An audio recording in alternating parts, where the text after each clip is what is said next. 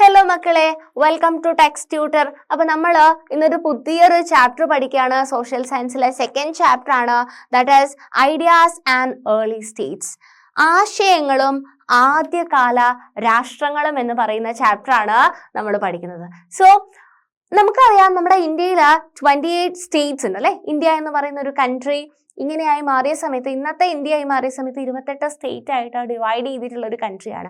പക്ഷേ ആദ്യ കാലത്തുണ്ടായിരുന്ന രാഷ്ട്രങ്ങൾ, നിങ്ങൾ പഴയ മാപ്പൊക്കെ നോക്കിയാൽ നിങ്ങൾക്ക് അറിയാം അല്ലെ, ചിന്നിച്ചെതറി അല്ലെ. ഇന്ന് കാണുന്ന ഒരു മാപ്പിന്റെ സിസ്റ്റം ആയിരുന്നില്ല പഴയ ഒരു മാപ്പ് നിങ്ങൾ നോക്കുമ്പോൾ മനസ്സിലാവുക. അപ്പം അങ്ങനത്തെ ആശയങ്ങളും അതുപോലെ തന്നെ ആദ്യകാലത്തുണ്ടായിരുന്ന രാഷ്ട്രങ്ങളൊക്കെ എങ്ങനെയായിരുന്നു എന്നുള്ളതാണ് നമ്മൾ ഈ ഒരു ചാപ്റ്ററിൽ പഠിക്കുന്നത്. നമുക്ക് സ്റ്റാർട്ട് ചെയ്യാൻ ചാപ്റ്റർ. സോ BC 6-ാം നൂറ്റാണ്ട് ലോക ചരിത്രത്തിലെ ശ്രദ്ധേയമായ കാലഘട്ടമായിരുന്നു. നമ്മൾ ഹിസ്റ്ററി എടുക്കുന്ന സമയത്ത് BC 6-ാം നൂറ്റാണ്ട് എന്ന് പറഞ്ഞു കഴിഞ്ഞാൽ ബിഫോർ ക്രൈസ്റ്റ് അല്ലെ. BC എന്ന് പറഞ്ഞാൽ ബിഫോർ ക്രൈസ്റ്റ്. 6-ാം നൂറ്റാണ്ട് എന്ന് പറയുന്നത് എന്തായിരുന്നു? ഭയങ്കര ഇമ്പോർട്ടൻ്റ് ആയിട്ടുള്ള ഒരു കാര്യമാണ്. എന്ന് പറഞ്ഞു കഴിഞ്ഞാൽ വലിയൊരു ചേഞ്ച് വന്നിട്ടുള്ള ഒരു സമയമായിരുന്നു. 6th century BCE was a remarkable period in the world history. നമ്മൾ ലോക ചരിത്രം എടുക്കുന്ന സമയത്ത് ഈ ഒരു കാലഘട്ടം വളരെ ഇമ്പോർട്ടൻ്റ് ആണ്. എന്തുകൊണ്ടാണ് ഇത്രയും ഇമ്പോർട്ടൻ്റ് ആണെന്ന് പറയാൻ കാരണം, ഇന്ത്യയിലാണെങ്കിൽ വർദ്ധമാന മഹാവീരൻ ഗൗതമ ബുദ്ധൻ, ഓക്കെ, രണ്ട് പേരുകള് ഇന്ത്യയില. In India this was a time when Vardhamana Mahavira and Gautama Buddha in India. ഇന്ത്യയിലെ ഇമ്പോർട്ടൻ്റ് ആയിട്ടുള്ള രണ്ടാൾക്കാര്.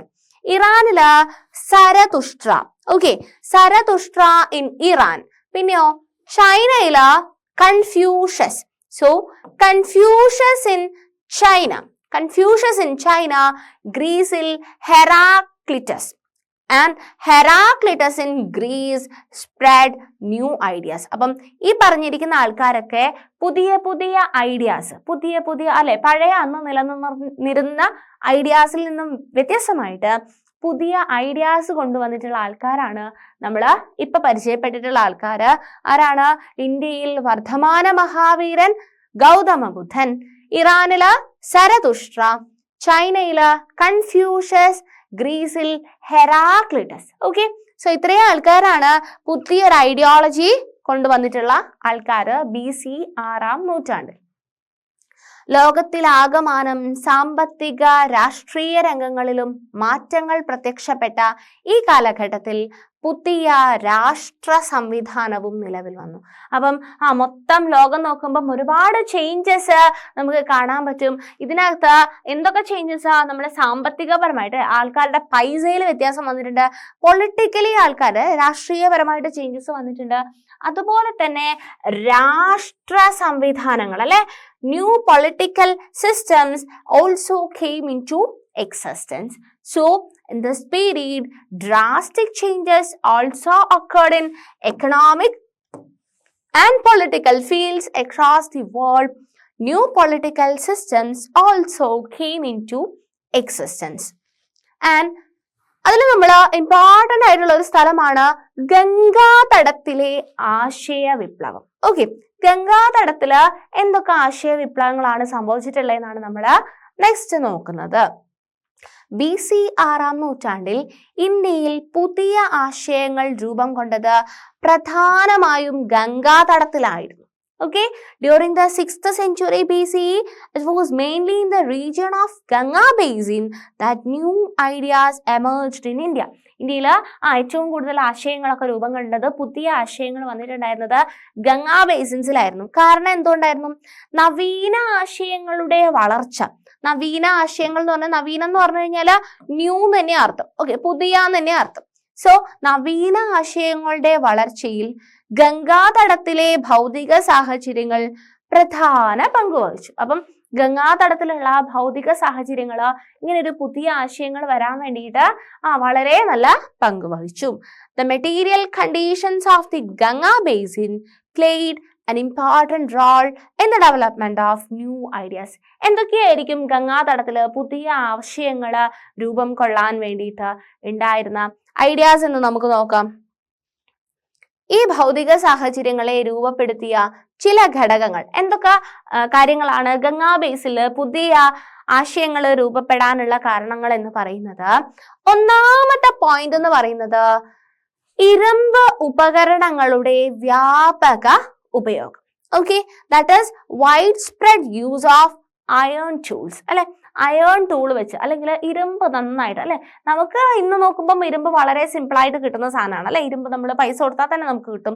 പക്ഷെ അന്ന് അത് പ്രകൃതിയിൽ ഇങ്ങനെ പല മിനറലുകളായിട്ട് അല്ലെ, പല തരത്തില് പല രീതിയിലൊക്കെ കണ്ടിരുന്ന സാധനത്തിന് അതിനെ മാത്രം, ഇരുമ്പിനെ മാത്രം വേർതിരിച്ച് ഇരുമ്പിന്റെ ആയുധങ്ങളാക്കി മാറ്റി ഉപയോഗിച്ച് തുടങ്ങിയിട്ടുള്ള ഒരു കാലഘട്ടമാണ് BC 6-ാം നൂറ്റാണ്ടില് ഗംഗാ തടത്തിൽ വന്നിട്ടുണ്ടായിരുന്നത്. അതാണ് ഇരുമ്പ് ഉപകരണങ്ങളുടെ വ്യാപക ഉപയോഗം. That is wide spread use of iron tools. രണ്ടാമത്തെ കാര്യം എന്താ? കാർഷിക, ഈ പോയിന്റ്സ് ഗംഗാതടത്തിൽ രൂപപ്പെടാനുള്ള പോയിന്റ്സ് വളരെ വളരെ ഇമ്പോർട്ടന്റ് ആണ്, എന്തായാലും പരീക്ഷയ്ക്ക് ചോദിക്കും.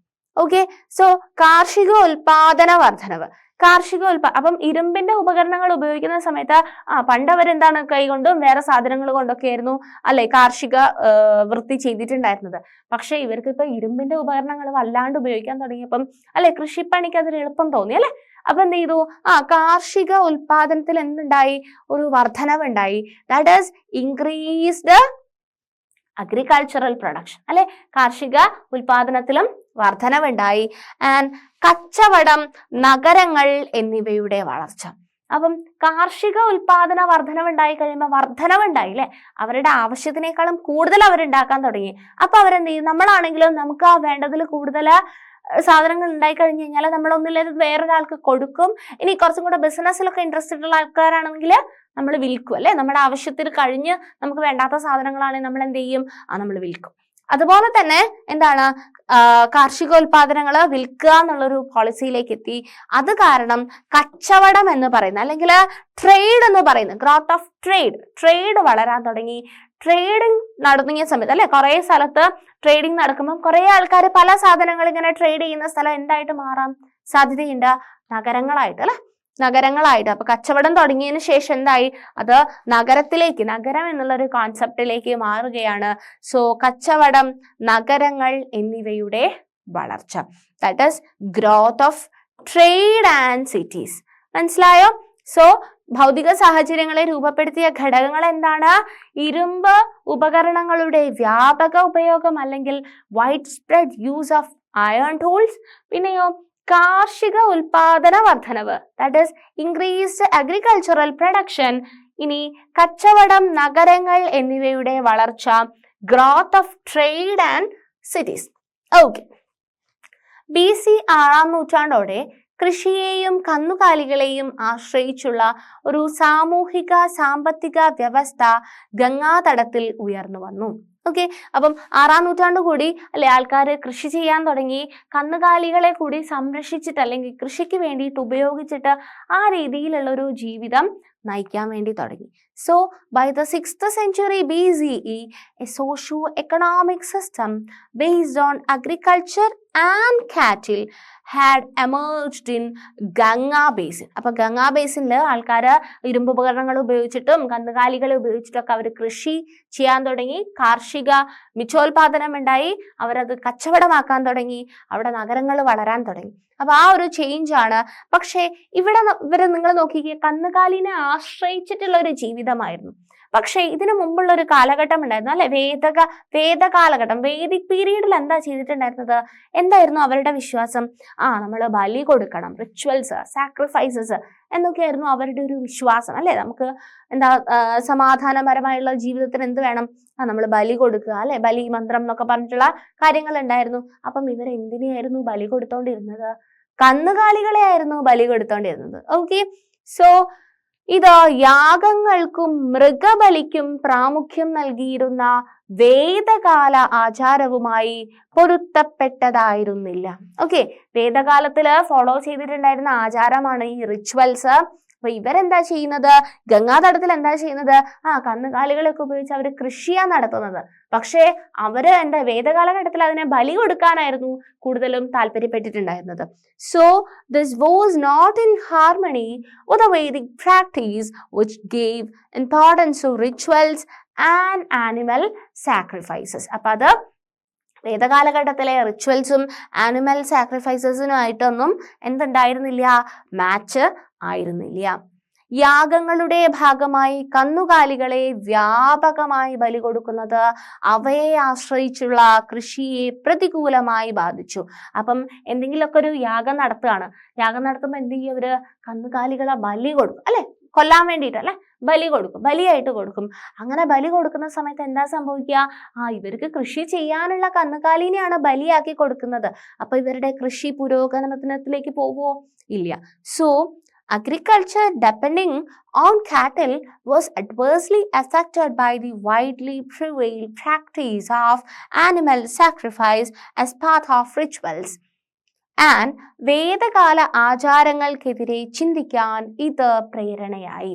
അപ്പം ഇവര് കൃഷി നടത്തി മിച്ചോൽപാദനം കിട്ടുന്നുണ്ട്, കച്ചവടം നടത്തുന്നുണ്ട്, പൈസ കിട്ടുന്നുണ്ട്, അപ്പൊ അവർക്ക് ബെറ്റർ ലൈഫ് കിട്ടുന്നുണ്ട്. പക്ഷേ വേദകാലഘട്ടത്തിൽ കന്നുകാലികളെയൊക്കെ ബലി കൊടുക്കണം എന്നാ പറയുന്നത്. അപ്പം ഇവർക്ക് ഇത്രയും ഒരു ബെനിഫിറ്റ് ഈ കന്നുകാലികളിൽ നിന്നും കിട്ടുന്നുണ്ടെന്നുണ്ടെങ്കിൽ ആരെങ്കിലും അതിനെ ബലി കൊടുക്കാൻ വേണ്ടിയിട്ട് താല്പര്യപ്പെടുമോ? ഇല്ല. അപ്പം അത് കാരണം വേദകാലഘട്ടത്തിൽ നിലനിന്നിരുന്ന ആചാരങ്ങൾ മാറി ആൾക്കാർ ചിന്തിക്കാൻ തുടങ്ങി, അല്ലെ, കന്നുകാലികളെ കൃഷിക്ക് വേണ്ടിയിട്ടും മറ്റ് നമ്മളുടെ ആവശ്യങ്ങൾക്ക് വേണ്ടിയിട്ടൊക്കെ ഉപയോഗിക്കണം എന്നുള്ള രീതിയിലേക്കുള്ള ഒരു ചിന്ത, അല്ലെ, വേദകാലത്തിന് എഗെയിൻസ്റ്റ് ആയിട്ടുള്ള ഒരു ചിന്ത ആൾക്കാരുടെ ഇടയിലേക്ക് വരികയാണ്. വ്യാപാര പുരോഗതിയിലൂടെ മെച്ചപ്പെട്ട ഭൗതിക സാഹചര്യം കൈവന്ന വൈശ്യർ അതിനിണങ്ങുന്ന തരത്തിലുള്ള ഉയർന്ന സാമൂഹിക സ്ഥാനം ആഗ്രഹിച്ചു. അപ്പം അന്ന് എന്താ കാസ്റ്റ് സിസ്റ്റം ഉണ്ടായിരുന്നു. അപ്പം ബ്രാഹ്മണന്മാരും ക്ഷത്രിയന്മാരൊക്കെ എന്തായിരുന്നു, വലിയ ഉയർന്ന ശ്രേണിയിലുള്ള ആൾക്കാരായിരുന്നു. താഴേക്കടയിലുള്ള ആൾക്കാരായിരുന്നു. ഈ വൈശ്യരും ശൂദ്രരൊക്കെ സാധാരണക്കാരായിട്ടുള്ള ആൾക്കാരായിരുന്നു. അപ്പം ഇവർക്ക് സമൂഹത്തിൽ വലിയ റോളൊന്നും ഉണ്ടായിരുന്നില്ല. പക്ഷേ വ്യാപാര പുരോഗതിയിലൂടെ ഈ വൈശ്യർക്ക്, അല്ലെ, ഇവര് കൃഷി ചെയ്തു, വ്യാപാരം നടത്തി, ട്രേഡ് നടത്തി. അപ്പം എന്തായി, ഇവരുടെ കയ്യിൽ സാമ്പത്തികപരമായിട്ട് സാധാരണ നിലയിൽ ജീവിച്ചു പോയിരുന്ന വൈശ്യർ എന്തായി തുടങ്ങി, കുറച്ചും കൂടി പുരോഗതി, ഇംപ്രൂവ്മെന്റ് വരാൻ തുടങ്ങി. ഓക്കെ. അപ്പം നമ്മള് സ്വാഭാവികമായിട്ടും ഒരാള് എന്താണ്, എൻ്റെ കയ്യിൽ കുറച്ച് പൈസയൊക്കെ വന്നു കഴിഞ്ഞാൽ എന്താ നമ്മൾ വിചാരിക്കുക, ഇനിയുള്ള കാലം ഇതുവരെ ജീവിച്ചത് പോലെയല്ല, കുറച്ചും കൂടി ബെറ്റർ ആയിട്ട് ജീവിക്കണം എന്ന് എല്ലാവരും വിചാരിക്കില്ലേ?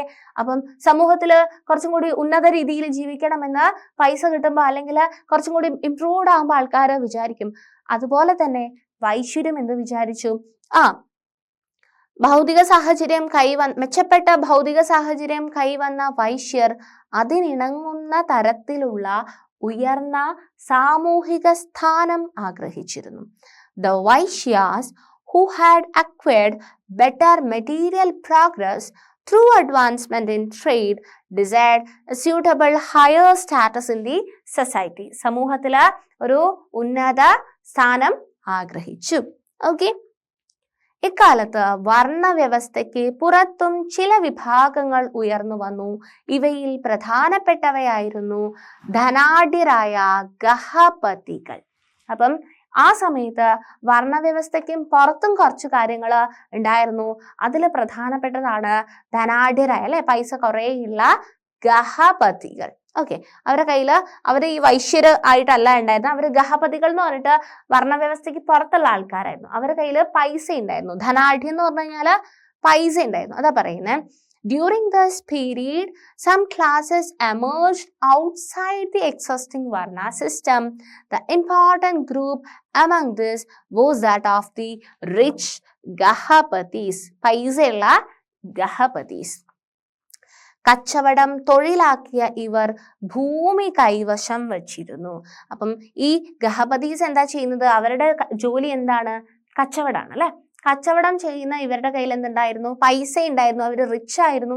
അതുപോലെ തന്നെ അവർ ലാൻഡ് ഓണിങ് ആയിരുന്നു, അല്ലെ, ഭൂമി ഉണ്ടായിരുന്നു. അന്നത്തെ സമൂഹത്തിൽ ഭൂമി ഉണ്ടാവുക എന്നൊക്കെ പറയുന്നത് പ്രത്യേക കാറ്റഗറി ആൾക്കാർക്ക് മാത്രം. അല്ലെങ്കിൽ ലാൻഡ് ഓണിങ് എന്നൊക്കെ പറഞ്ഞു കഴിഞ്ഞാൽ എന്താണ്, വലിയൊരാൾക്കാരാണ്. കൂടുതൽ ആൾക്കാരും ടെനൻസ് ആയിട്ടൊക്കെ ആയിരുന്നു താമസിച്ചിട്ടുണ്ടായിരുന്നത്. അപ്പം എന്താണ്, കച്ചവടം തൊഴിലാക്കിയിട്ടുണ്ടായിരുന്ന ഇവര് ഭൂമി കൈവശം വച്ചിരുന്നു. ഇത്തരത്തിൽ സാമ്പത്തികമായി ഉയർന്ന ശ്രേണിയിൽ നിന്നിരുന്ന ഇവർ മെച്ചപ്പെട്ട സാമൂഹിക സ്ഥാനം നേടി. അപ്പം ഈ ഗഹപതികള് പൈസയുണ്ട്, ഭൂമിയുണ്ട്, അപ്പൊ അവർക്ക് എന്തുണ്ട്, മെച്ചപ്പെട്ട സമൂഹത്തിൽ നോക്കുമ്പോൾ അവർക്ക് എന്താണ്, പൈസയും ഭൂമിയൊക്കെ ഉള്ള ഉയർന്ന ഒരു സമൂഹത്തില് സ്ഥാനം കിട്ടുന്നുണ്ട് ഗഹപതികൾക്ക്.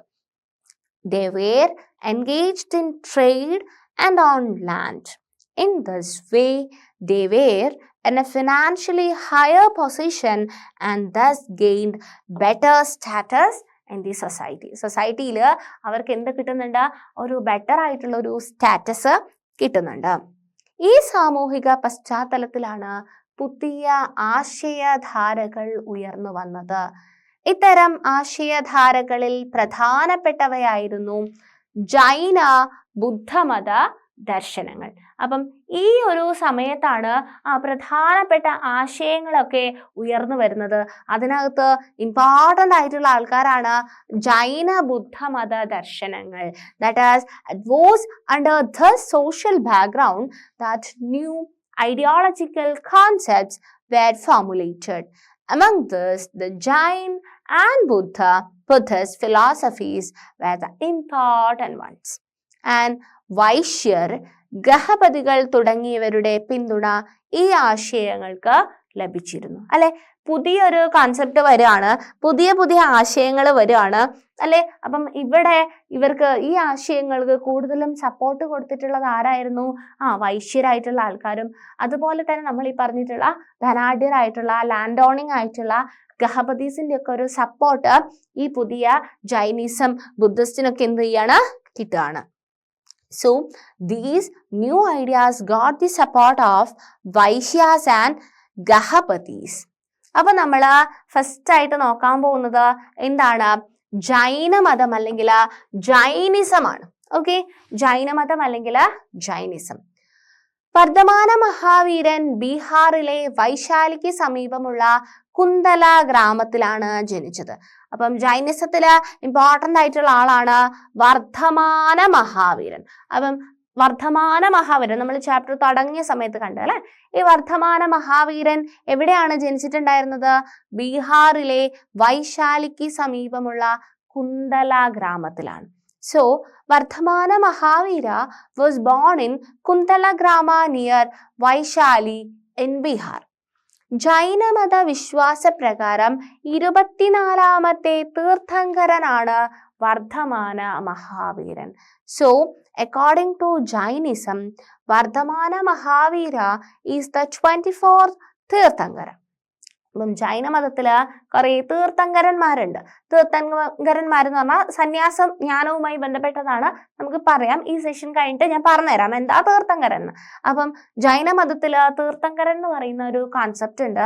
അങ്ങനെ നോക്കുമ്പം 24ാമത്തെ ആളാണ്, തീർത്ഥങ്കരനാണ് ഈ പറഞ്ഞിരിക്കുന്ന വർദ്ധമാന മഹാവീരൻ. അത് മാത്രമല്ല, അദ്ദേഹം തന്നെയായിരുന്നു ഏറ്റവും അവസാനത്തെ തീർത്ഥങ്കരനും വർദ്ധമാന മഹാവീരൻ തന്നെയായിരുന്നു. അപ്പൊ ആകെ 24 തീർത്ഥങ്കരന്മാരുണ്ടായിരുന്നു. അതിനകത്ത് 24ാമത്തെ തീർത്ഥങ്കരൻ എന്ന് പറയുന്നത് വർദ്ധമാന മഹാവീരനായിരുന്നു. വേദങ്ങളുടെ ആധികാരികതയെ തള്ളിപ്പറഞ്ഞ മഹാവീരൻ മോക്ഷപ്രാപ്തിക്കായി 3 തത്വങ്ങൾ മുന്നോട്ട് വെച്ചു. അപ്പം ഈ വർദ്ധമാന മഹാവീരൻ എന്താ ചെയ്തിട്ടുണ്ടായിരുന്നത്? അവര് വേദങ്ങൾ പറയുന്ന കാര്യങ്ങളെയൊക്കെ എന്ത് ചെയ്തു, തള്ളിയിട്ട് പുതിയൊരു കോൺസെപ്റ്റ് കൊണ്ടുവരികയാണ് ആൾക്കാരുടെ ഇടയിലേക്ക്. അപ്പം വേദങ്ങളിൽ വിശ്വസിക്കുന്ന അല്ലെങ്കിൽ വേദത്തിന്റെ ആ ഒരു വിശ്വാസങ്ങളെയും ആചാരങ്ങളെയും തള്ളിപ്പറഞ്ഞിട്ട് എന്താണ്, 3 തത്വങ്ങളാണ് മോക്ഷപ്രാപ്തിക്ക് വേണ്ടിയിട്ട് അല്ലെങ്കിൽ സാൽവേഷൻ കിട്ടാൻ വേണ്ടിയിട്ട് അല്ലെ. അന്നത്തെ ഒരു ഇതനുസരിച്ച് ആൾക്കാർ ജീവിക്കുന്നത് എന്തിനു വേണ്ടിയിട്ടാണ്? മോക്ഷം കിട്ടാൻ വേണ്ടിയിട്ടാണ് അല്ലെ, സാൽവേഷൻ കിട്ടണം എന്നുള്ള ഒരു കോൺസെപ്റ്റ് ആണ്. അപ്പം അതിനു വേണ്ടിയിട്ട് ഫോളോ ചെയ്യാൻ വേണ്ടിയിട്ട് വർദ്ധമാന മഹാവീരൻ എന്ത് ചെയ്തു? 3 തത്വങ്ങളാണ് മുന്നോട്ട് വെച്ചിട്ടുള്ളത്. So, Vardhamana Mahavira was born in Kundala Grama near Vaishali in Bihar. According to Jainism, Vardhamana Mahavira is the 24th Tirthangara. Denying the authenticity of Vedas, അല്ലെ, വേദങ്ങളുടെ ഇതിനെ തള്ളി പറഞ്ഞുകൊണ്ട് മഹാവീര propose 3 principles. 3 തത്വങ്ങളാണ് അദ്ദേഹം മുന്നോട്ട് വെച്ചത് ഫോർ അറ്റൈനിങ് മോക്ഷ ഓർ സാൽവേഷൻ. മോക്ഷ എന്ന് പറഞ്ഞു കഴിഞ്ഞാൽ സാൽവേഷൻ ആണ്. സാൽവേഷൻ കിട്ടാൻ വേണ്ടിയിട്ട് അദ്ദേഹം 3 തത്വങ്ങളാണ് മുന്നോട്ട് വെച്ചിട്ടുള്ളത്. എന്തൊക്കെയായിരുന്നു 3 തത്വങ്ങൾ നോക്കിയേ നിങ്ങൾ? ശരിയായ വിശ്വാസം, ഓക്കെ, റൈറ്റ് ബിലീഫ്, ഓക്കെ, നമ്മൾ എല്ലാം വിശ്വസിക്കുന്നതെല്ലാം നമ്മളെല്ലാം ശരിയായിട്ടുള്ള കാര്യങ്ങളെ വിശ്വസിക്കാൻ പാടുള്ളൂ, തെറ്റുള്ള കാര്യങ്ങൾ നമ്മൾ വിശ്വസിക്കാൻ പാടില്ല. സോ ശരിയായ വിശ്വാസം, ശരിയായ അറിവ്, റൈറ്റ് നോളജ്. അപ്പം റൈറ്റ് ബിലീഫും ഉണ്ട്, റൈറ്റ് നോളജും ഉണ്ട് അല്ലെ. ശരിയായിട്ടുള്ള അറിവ്, നമ്മൾ തെറ്റുള്ള അറിവുകളൊന്നും നമ്മൾ എടുക്കാൻ പാടില്ല, ശരിയായിട്ടുള്ള അറിവ് വേണം നമുക്ക്. അതുപോലെ തന്നെ ശരിയായ പ്രവൃത്തി, ഓക്കെ, റൈറ്റ് ആക്ഷൻ. അപ്പം ശരിയായ വിശ്വാസം, ശരിയായ അറിവ്, ശരിയായ പ്രവൃത്തി എന്നിവയായിരുന്നു അവ. അതിനെന്താ അറിയപ്പെട്ടിട്ടുണ്ടായിരുന്നത്? ഇത് ത്രിരത്നങ്ങൾ എന്നറിയപ്പെട്ടു. They are known as Triratnas. അതിനെ എന്താ അറിയപ്പെട്ടത്? ത്രിരത്നങ്ങൾ എന്ന് അറിയപ്പെട്ടു. അപ്പം ശരിയായ വിശ്വാസം, ശരിയായ അറിവ്, ശരിയായ പ്രവൃത്തി, right belief, right knowledge and right action is known as Triratnas or അല്ലെങ്കിൽ മലയാളത്തിൽ ത്രിരത്നങ്ങൾ എന്ന് പറയും. പ്രാകൃത ഭാഷകളിലാണ് മഹാവീരൻ തൻ്റെ ആശയങ്ങൾ ജനങ്ങളുമായി പങ്കുവച്ചത്. അപ്പം മഹാവീരൻ ആൾക്കാരുമായിട്ട് അല്ലെ, നമ്മൾ ഇന്ന് മലയാളം സംസാരിക്കുന്നു, അല്ലെങ്കിൽ തമിഴ് സംസാരിക്കുന്നു, ഹിന്ദി സംസാരിക്കുന്നു, അന്ന് ഈ ഭാഷകളൊന്നും ഇവോൾവ് ആയിട്ടുണ്ടായിരുന്നില്ല. അപ്പം അവർ സംസാരിച്ചിരുന്നത് എന്താണ്? പ്രാകൃത് ലാംഗ്വേജ് അല്ലെങ്കിൽ പ്രാകൃത ഭാഷ അല്ലെ. Mahavira shared his ideas with the people in Prakrit languages. പ്രാകൃത ഭാഷയിലാണ് അദ്ദേഹം എന്ത് ചെയ്തിട്ടുണ്ടായിരുന്നത്? ഐഡിയാസ് ഒക്കെ ഷെയർ ചെയ്തിട്ടുണ്ടായിരുന്നത്. ജൈന മതപ്രകാരം സന്യാസിമാരും സന്യാസികളും 5 വ്രതങ്ങൾ അനുഷ്ഠിക്കണമായിരുന്നു. ഓക്കെ, ജൈനമത വിശ്വാസപ്രകാരം സന്യാസികളൊക്കെ എന്ത് ചെയ്യണം? സന്യാസിനികളൊക്കെ എന്ത് ചെയ്യണം? 5 കാര്യങ്ങൾ അവർ ഫോളോ ചെയ്യണം. According to Jainism, monks and nuns were supposed to observe 5 vows. എന്തൊക്കെ കാര്യങ്ങളാണ്? ഒന്നിനെയും കൊല്ലരുത്. ഓക്കെ, ഫസ്റ്റത്തെ കാര്യം എന്താണ്? ഒരു സാധനത്തിന് എന്ത് ചെയ്യാൻ പാടില്ല? കൊല്ലാൻ പാടില്ല. ഒന്നിനെയും കൊല്ലരുത്. So don't kill anything. ഒരു സാധനത്തെയും കൊല്ലാൻ പാടില്ല. മോഷ്ടിക്കരുത്, ഡോണ്ട് സ്റ്റീൽ അല്ലെ, സാധനങ്ങളൊന്നും മോഷ്ടിക്കാൻ പാടില്ല, മോഷ്ടിക്കരുത്. കള്ളം പറയരുത്, ഡോണ്ട് ലൈ, കള്ളം പറയരുത്. പിന്നെയോ ബ്രഹ്മചര്യം അനുഷ്ഠിക്കുക. എന്താണ്? പ്രാക്ടീസ് സെലിബസി പ്രാക്ടീസ് ചെയ്യണം. അതുപോലെ തന്നെ സ്വത്ത് കൈവശം വയ്ക്കാതിരിക്കുക, ഡോണ്ട് ഓൺ പ്രോപ്പർട്ടി. സ്വത്ത് കൈവശം വയ്ക്കുക, അത് ശരിക്കും പറഞ്ഞു കഴിഞ്ഞാൽ ഈ സ്വത്തൊക്കെ കൈവശം വെക്കുക അല്ലെങ്കിൽ സമ്പാദിക്കുക എന്നുള്ളൊരു കോൺസെപ്റ്റിലേക്ക് പോയി കഴിഞ്ഞു കഴിഞ്ഞാൽ അതിന് വേണ്ടിയിട്ട് ലാഭമോഹ മാത്സര്യങ്ങൾ ഉണ്ടാവും അല്ലെ. അതായത് അത് അറ്റൈൻ ചെയ്യാൻ വേണ്ടിയിട്ട് നമ്മൾ എന്ത് ചെയ്യും? സ്വത്ത് സമ്പാദിക്കാനൊക്കെ നമുക്കൊരു മത്സര ബുദ്ധിയൊക്കെ വരും. അപ്പം അതൊക്കെ ഒഴിവാക്കാൻ വേണ്ടിയിട്ടാണ് പ്രോപ്പർട്ടി ഓൺ ചെയ്യാൻ പാടില്ല എന്ന് പറയുന്നത്. അപ്പം എന്തൊക്കെ കാര്യങ്ങളാണ് സന്യാസികളും സന്യാസിനികളും ജൈനമതപ്രകാരം ഫോളോ ചെയ്യേണ്ടത്? ഒന്നിനെയും കൊല്ലരുത്, മോഷ്ടിക്കരുത്, കള്ളം പറയരുത്, ബ്രഹ്മചര്യം അനുഷ്ഠിക്കുക ആൻഡ് സ്വത്ത് കൈവശം വെക്കാതിരിക്കുക. ഓക്കെ, സോ എന്താണ്? Don't kill anything, don't steal, don't lie, don't own property and practice celibacy. Okay, പിൽക്കാലത്ത് ജൈനമതത്തിൽ ശ്വേതംബരന്മാർ, ദിഗംബരന്മാർ എന്നീ 2 വിഭാഗങ്ങൾ രൂപപ്പെട്ടു. ഓക്കെ, അപ്പം പിന്നീട് ജൈനമതം എന്നല്ല 2 കാറ്റഗറി ആയിട്ട് സ്പ്ലിറ്റായി. That is Svetambaras and Digambaras. ശ്വേതംബരന്മാരും ദിഗംബരന്മാരും. Later 2 sects were formed in Jainism, Svetambaras and ദിഗംബരാസ്.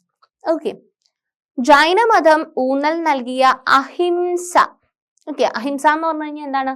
ഒന്നിനെയും ഹിംസിക്കരുത് അല്ലെ, അഹിംസ അല്ലെ. ഗാന്ധിജിയൊക്കെ അഹിംസ ഫോളോ ചെയ്തിട്ടുണ്ട്. അപ്പം അഹിംസ എന്ന് പറഞ്ഞു കഴിഞ്ഞാൽ ഒന്നിനെയും ഒന്നിനെയും വേദനിപ്പിക്കാൻ പാടില്ല, ഉപദ്രവിക്കാൻ പാടില്ല. ഈ ഒരു തത്വം ഇന്ത്യൻ തത്വചിന്തയെ സ്വാധീനിച്ചിട്ടുണ്ട്. So the principle of non violence എന്ന് പറഞ്ഞു കഴിഞ്ഞാൽ അഹിംസ emphasized by Jainism has influenced Indian philosophy. അപ്പം ഇന്ത്യൻ ഫിലോസഫീനെ ഈ ഒരു കോൺസെപ്റ്റ് നോൺ വയലൻസ് അല്ലെങ്കിൽ അഹിംസ എന്ന് പറയുന്ന ഒരു കോൺസെപ്റ്റ് ഒക്കെ വല്ലാതെ ഇൻഫ്ലുവൻസ് ചെയ്തിട്ട് നമുക്ക് കാണാൻ പറ്റും. അപ്പൊ നമ്മൾ നെക്സ്റ്റ് നോക്കുന്നത് എന്താണ്? തീർത്ഥങ്കരന്മാർ അല്ലെ. നമ്മൾ പറഞ്ഞു വർദ്ധമാന മഹാവീരൻ 24ാമത്തെ തീർത്ഥങ്കരനായിരുന്നു എന്ന് പറഞ്ഞു അല്ലെ. അപ്പൊ തീർത്ഥങ്കരൻ എന്ന് പറഞ്ഞു കഴിഞ്ഞാൽ എന്താണ്? സന്യാസത്തിലൂടെ ജ്ഞാനം നേടിയവൻ. എന്താണ്? ഒരാള് നന്നായിട്ട് സന്യാസ ജീവിതം സ്വീകരിച്ചു അല്ലെ. സന്യാസത്തിലൂടെ എന്ത് ചെയ്തു? അവര് ജ്ഞാനം എന്ന് പറഞ്ഞു കഴിഞ്ഞാല് അറിവ് നേടിയിട്ടുണ്ടെങ്കിൽ അവരെയാണ് എന്ത് പറയുക? തീർത്ഥങ്കരൻ എന്ന് പറയുന്നത്. So the Tirthankara means one who attained wisdom through asceticism അല്ലെ. സന്യാസത്തിലൂടെ എന്ത് ചെയ്തിട്ടുണ്ട്? ജ്ഞാനം നേടിയിട്ടുണ്ടെന്നുണ്ടെങ്കിൽ അവരെയാണ് തീർത്ഥങ്കരൻ എന്ന് പറയുന്നത്. ഓക്കെ, തീർത്ഥങ്കരൻ എന്നുള്ള വാക്കിന്റെ അർത്ഥം അതാണ്. ആൻഡ് ജൈനമത വിശ്വാസ പ്രകാരം 24 തീർത്ഥങ്കരന്മാരുണ്ട് നമ്മൾ പറഞ്ഞു അല്ലെ. അതിൽ ഋഷഭദേവനാണ് 1ാമത്തെ തീർത്ഥങ്കരൻ. അപ്പൊ ഫസ്റ്റത്തെ തീർത്ഥങ്കരന്റെ പേരെന്താണ്? Rishabhadevan. There are 24 Tirthankaras in Jainism. Rishabhadeva was the first Theerthankara. ആദ്യത്തെ തീർത്ഥങ്കരന്റെ പേരെന്താണ്? ഋഷഭദേവ. 23ാമത്തെ തീർത്ഥങ്കരൻ ആരായിരുന്നു? പാർശ്വനാഥനായിരുന്നു. ഓക്കെ, 23rd തീർത്ഥങ്കരൻ എന്ന് പറയുന്നത് ആരാണ്? പാർശ്വനാഥനായിരുന്നു 23ാമത്തെ തീർത്ഥങ്കരൻ. And the 23rd Tirthankara was Parshvanatha.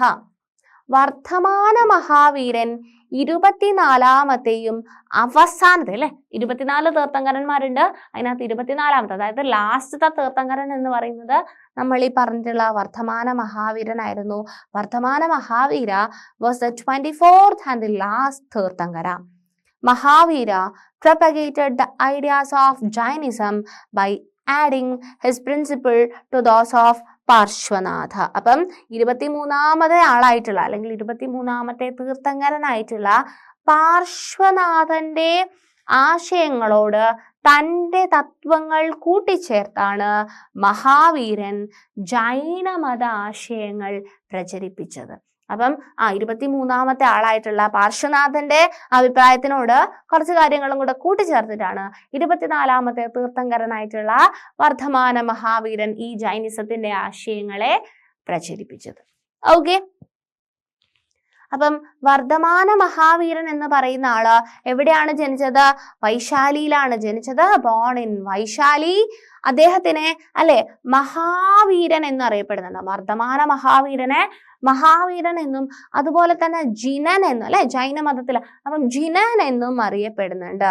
He came to be known as Mahavira and Jina. പാറ്റ്നയ്ക്ക് സമീപം പാവ എന്ന സ്ഥലത്താണ് നിർവാണം പ്രാപിച്ചത്. അപ്പൊ അദ്ദേഹത്തിന്റെ നിർവാണം എവിടെയായിരുന്നു?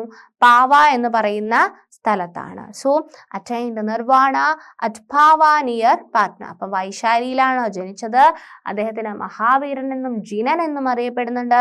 അദ്ദേഹം നിർവാണം പ്രാപിച്ച സ്ഥലം ഏതാണ്? പാവയാണ്. ഇനി ജൈനമത ആശയങ്ങൾ. ഓക്കെ, ജൈനമതത്തിന്റെ ആശയങ്ങളാണ് നമ്മൾ നെക്സ്റ്റ് നോക്കുന്നത്. That is doctrines of Jainism. ജൈനിസത്തിന്റെ ആശയങ്ങള്.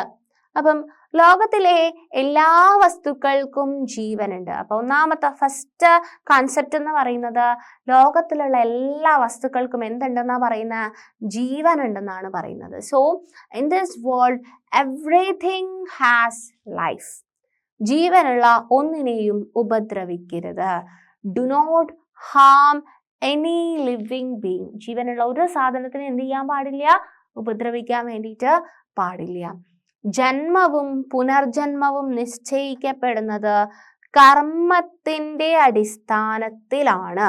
ഒരാളുടെ ജന്മവും അദ്ദേഹത്തിന്റെ റീബർത്ത് അല്ലെ പുനർജന്മം, വീണ്ടും ജനിക്കുന്നതിനെ പുനർജന്മം എന്ന് അറിയാം. അപ്പം ആ ഒരു ജന്മമായിക്കോട്ടെ പുനർജന്മമായിക്കോട്ടെ എല്ലാം എന്തിനെയാണ് ഡിപ്പെൻഡ് ചെയ്യുന്നത്? അല്ലെങ്കിൽ എല്ലാം എന്തിനെയാണ് ആശ്രയിക്കുന്നത്? എല്ലാം എന്തിനെയാണ് അടിസ്ഥാനപ്പെട്ടിട്ടുള്ളത്? കർമ്മത്തിന്റെ അടിസ്ഥാനത്തിലാണ്. ഓക്കെ, ജന്മവും പുനർജന്മവും നിശ്ചയിക്കപ്പെടുന്നത് കർമ്മത്തിന് അടിസ്ഥാനത്തിലാണ്. Birth and rebirth are determined on the basis of karma. കർമ്മയുടെ ബേസിസിലാണ് ബർത്തും റീബർത്തും ഒക്കെ ഡിറ്റർമൈൻ. ഇതൊക്കെയാണ് ജൈനമതത്തിന്റെ ആശയങ്ങൾ. ലോകത്തിലെ എല്ലാ വസ്തുക്കൾക്കും ജീവനുണ്ട്. ജീവനുള്ള ഒന്നിനെയും ഉപദ്രവിക്കാൻ പാടില്ല. ജന്മവും പുനർജന്മവും നിശ്ചയിക്കപ്പെടുന്നത് കർമ്മത്തിന്റെ അടിസ്ഥാനത്തിലാണ്. സോ ഇങ്ങനെയാണ് ജൈനമതത്തിന്റെ ആശയങ്ങള് പ്രചരിപ്പിച്ചിട്ടുണ്ടായിരുന്നത്. ഇനി നമ്മൾ നോക്കുകയാണ് കേരളവും ജൈനമതവും. അപ്പൊ നമ്മൾ പറഞ്ഞു ഇന്ത്യയിൽ മൊത്തത്തില് ജൈനമതത്തിന്റെ പ്രചാരം ഉണ്ടായിരുന്നു. ഇനി കേരളത്തില് ഉണ്ടായിരുന്നോ ജൈനമതം? ഇന്ത്യയിലെ വിവിധ ഭാഗങ്ങളിൽ പ്രചരിച്ച ജൈനമതം കേരളത്തിലും പ്രചാരത്തിലുണ്ടായിരുന്നു. കേരളത്തിൽ എവിടെ ഉണ്ടായിരുന്നത്?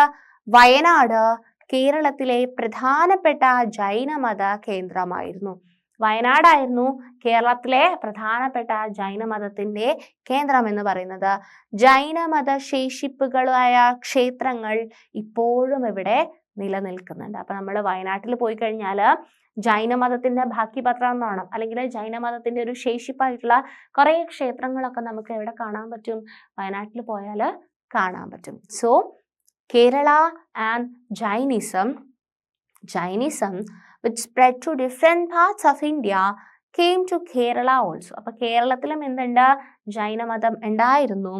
Wayanad was an important Jain centre in Kerala. കേരളത്തിലെ ഇമ്പോർട്ടൻ്റ് ആയിട്ടുള്ള ജൈനമത കേന്ദ്രം എന്ന് പറയുന്നത് വയനാടായിരുന്നു. The remains of Jain temples are still seen here. നമ്മൾ നോക്കിക്കഴിഞ്ഞാൽ നമുക്ക് ഇപ്പോഴും ജൈനമത കേന്ദ്രങ്ങൾ വയനാട്ടിൽ കാണാൻ വേണ്ടി പറ്റും. ഈ ഒരു ഫോട്ടോയിൽ കാണിച്ചിരിക്കുന്നതും അതാണ്, വയനാട്ടിലുള്ള ഒരു ജൈനമത കേന്ദ്രമാണ് ഇത്. ഓക്കെ, സോ ഇത്രയും കാര്യങ്ങളാണ് നമുക്ക് ഈ ഒരു സെഷനിൽ ഡിസ്കസ് ചെയ്യാനുണ്ടായിരുന്നത്. നമ്മൾ എന്തൊക്കെ കാര്യങ്ങളാണ് ഈ ഒരു സെഷനിൽ പഠിച്ചത്? ഒരുപാട് കാര്യങ്ങൾ അല്ലെ. എന്തൊക്കെ ചേഞ്ചസ് ആണ് BC 6-ാം നൂറ്റാണ്ടിൽ ഉണ്ടായിട്ടുള്ളതെന്ന് നമ്മൾ പഠിച്ചു അല്ലെ. കാർഷിക ഉൽപാദനങ്ങളുടെ വർധനവ്, ഇരുമ്പിന്റെ കണ്ടുപിടുത്തം, ഇരുമ്പ് ഉപകരണങ്ങളുടെ ഉപയോഗം, അതുപോലെ തന്നെ കച്ചവടം, നഗരം അല്ലെ. അതിനുശേഷം വേദകാലഘട്ടത്തിലെ ആശയത്തിനോട് എതിർത്തുകൊണ്ടുള്ള അല്ലെങ്കിൽ അതിനെ ഒപ്പോസ് ചെയ്തുകൊണ്ട് എന്ത് വന്നു? ജൈനിസം, ബുദ്ധിസം ഒക്കെ വന്നു. അതിനകത്ത് ഇമ്പോർട്ടൻ്റ് ആയിട്ടുള്ള ജൈനമതത്തെ പറ്റിയിട്ടാണ് നമ്മൾ പഠിച്ചത്. കൊണ്ടുവന്നിട്ടുള്ള ആശയങ്ങൾ പ്രചാരിപ്പിച്ച മെയിൻ ആയിട്ടുള്ള ആളായിരുന്നു വർദ്ധമാന മഹാവീരൻ. അദ്ദേഹത്തെ ജിനൻ എന്നും മഹാവീരൻ എന്നൊക്കെ പറയുന്നുണ്ട്. വൈശാലിയിലാണ് ജനിച്ചത്. എവിടെയാണ്? പിന്നെ എന്താണ് പഠിച്ചത്? അദ്ദേഹം 24ാമത്തെ തീർത്ഥങ്കരനായിരുന്നു. അപ്പോൾ ജൈനമതത്തിന്റെ ആശയങ്ങള്, 3 തത്വങ്ങള് അല്ലെ, ശരിയായ 3 തത്വങ്ങള് ഒക്കെ നമ്മൾ പഠിച്ചു. ഇത്രയും കാര്യങ്ങളാണ് നമ്മൾ ഈ ഒരു സെഷനിൽ ഡിസ്കസ് ചെയ്തിട്ടുണ്ടായിരുന്നത്. ബാക്കി കാര്യങ്ങൾ നമുക്ക് നെക്സ്റ്റ് വേറൊരു സെഷനിൽ ഡിസ്കസ് ചെയ്യാം. താങ്ക്